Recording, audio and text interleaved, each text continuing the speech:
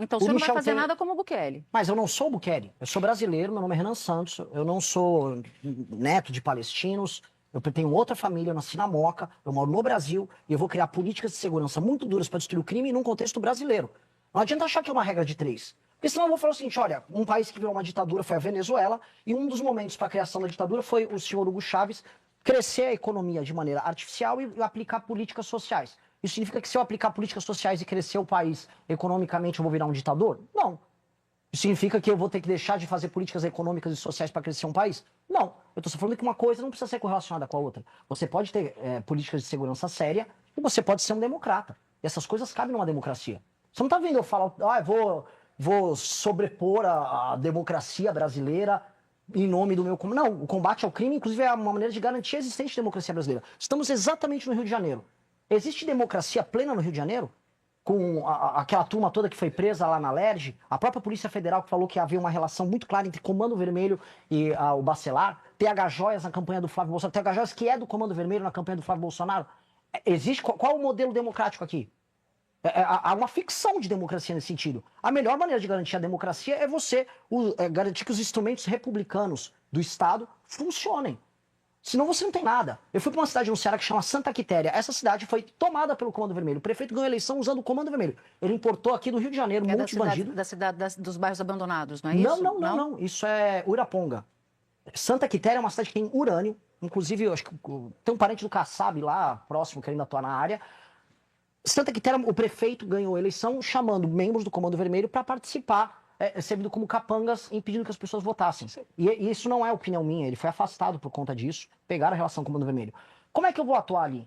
Se o Comando Vermelho esconde arma na casa das pessoas, uma GLO, às vezes, lá não será suficiente para eu pegar um bandido que se esconde na casa de alguém. Você precisa de um instrumento do Estado de Defesa naquele local. Mas o senhor fala desses sucessivos decretos de Estado de Defesa... Pontuais em locais diferentes. Eu sei, mas como é que garante, o senhor sabe, suspende direitos? A gente vai atuar... Como é que garante que o morador, que não tem nada a ver com o crime, não vai ter os direitos suspensos? O morador já não tem direito nenhum. Aí é acreditar numa ficção de que aquele morador de uma favela ou de uma cidade tomada pelo crime organizado, ele é um titular de direitos. Ele tem direitos nominais. O direito que está na Constituição é nominal para ele. Aquela pessoa nunca viu um direito. A vida, a liberdade, a propriedade, direitos humanos de primeira geração, a gente aprende no primeiro ano de faculdade de Direito. A pessoa dispõe disso na favela? Se eu pegar, chama vocês pra gente andar agora num complexo. Estou falando de alemão. Prisões sem mandado, o senhor sabe disso, o senhor fez... Não prisões... estou falando de sair prendendo moradores aleatórios. Mas se suspender direitos... Porque eu estou perguntando como é que garante que isso não vai acontecer. De acordo com a lógica do próprio direito que a gente está aplicando, aqui não é nem a gente que está querendo, porque já passou essa legislação das facções. Você determinar que a pessoa é membro de uma facção criminosa, é essa pessoa que vai ser alvo de uma operação policial, não o morador. Mas aí a gente está falando de decreto de Estado de Defesa. O decreto de Estado de Defesa é para você fazer operações e nestas operações você ter os instrumentos de Estado para buscar os bandidos. Se você é uma dona de casa que teve sua casa, por exemplo, invadida, para dar um caso concreto que acontece aqui no Rio de Janeiro, conversando com membros do BOP, eles explicando as dificuldades e porque é o próprio BOP que é favorável a isso. Se você é um morador de uma dona de casa, que aí vem o bandido e ele se esconde na sua casa e coloca armas na sua casa, eu preciso entrar na sua casa para retirar ele. Agora, você não vai ser retirada. A investigação que levou o Estado a saber, este aqui é um membro do Comando Vermelho que está operando nessa favela, não necessariamente vai buscar você simplesmente porque sim. Apenas a polícia tem mais meios de ação para poder buscar ele. E eu queria entender como é que isso vai se dar, porque no seu plano de governo, o senhor vai cuidar da segurança pública por meio desses institutos, o Estado de Defesa e a GLO. Posso claro complementar? Esses são os instrumentos excepcionais para eu vencer a guerra contra eles. Eu quero ver um país de normalidade. Eu não quero precisar de fazer nada. Eu quero fazer o que for meramente necessário para recuperar os territórios. Ok, entendi. Agora, como é que o senhor vai fazer isso em 2 meses? Porque no caso de Estado de Defesa, o senhor tem um limite de 60 dias. O senhor sabe disso? Sim. Tem um limite de 60 dias. Que pode ser prorrogado. 30 dias sim. E mais 30 dias. O que eu entendo e quero saber do senhor é o seguinte: ou o senhor vai resolver a criminalidade por meio do Estado de Defesa em 60 dias, ou o senhor vai atropelar a Constituição. Não, porque não é assim que é feito o enfrentamento. Você tem 2 modelos de enfrentamento ao crime organizado. Você tem 2 operações de crime organizado no Brasil. Uma é a operação do Comando Vermelho, que é uma operação territorial. Ela é uma operação muito similar à que tem em El Salvador, que é a ocupação de território e atividades econômicas ilegais que acontecem naquele território.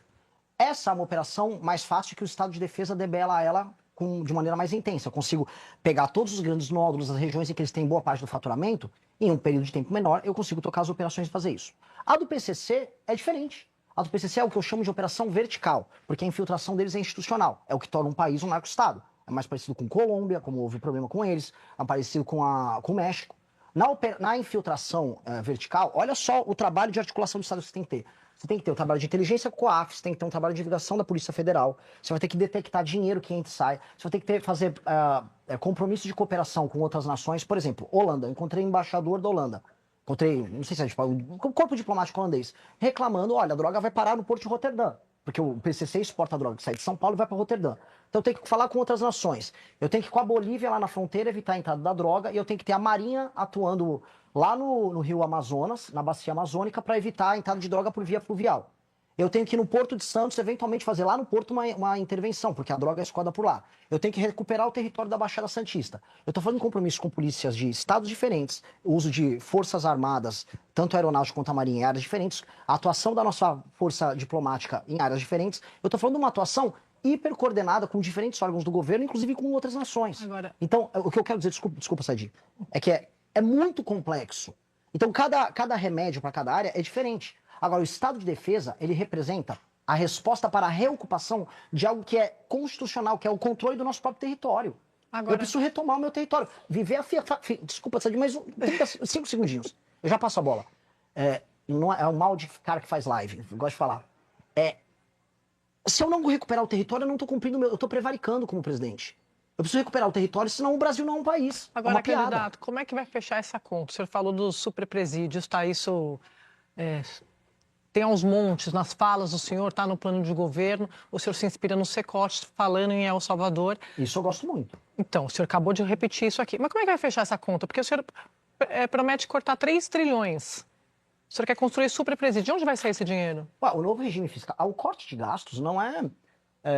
no papel, matemática. Não, matemática, de maneira clara. Eu preciso fazer o corte de gastos que tem um novo regime fiscal. O que é o novo regime fiscal?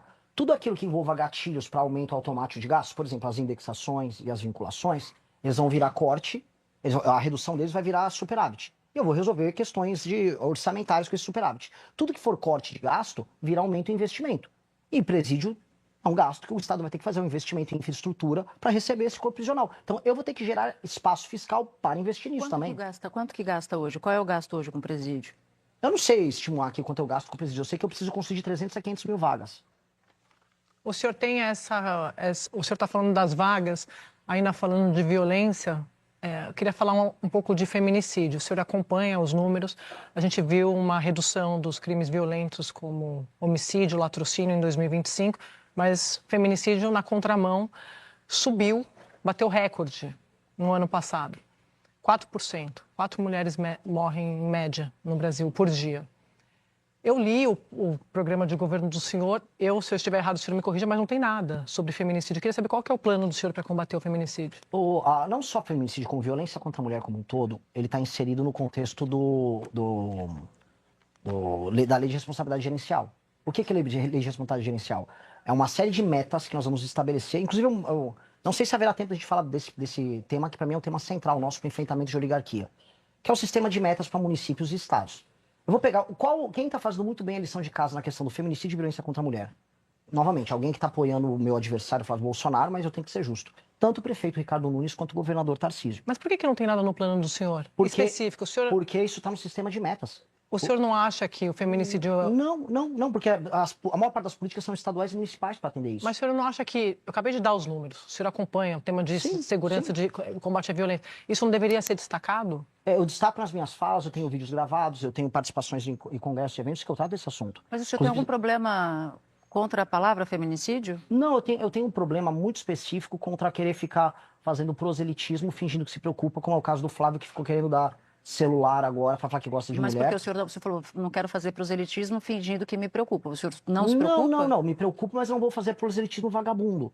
Mas o senhor não acha que é urgente? Eu acho que é urgente o tema do enfrentamento à violência contra a mulher, sim. Por isso que isso entra na Lei de Responsabilidade Gerencial. É um dos 10 temas que vão estabelecer as métricas para municípios e estados, para avaliação. Porque as principais políticas que estão sendo tocadas para enfrentamento à violência contra a mulher estão sendo tocadas em municípios e estados. O uso das polícias e das guardas civis.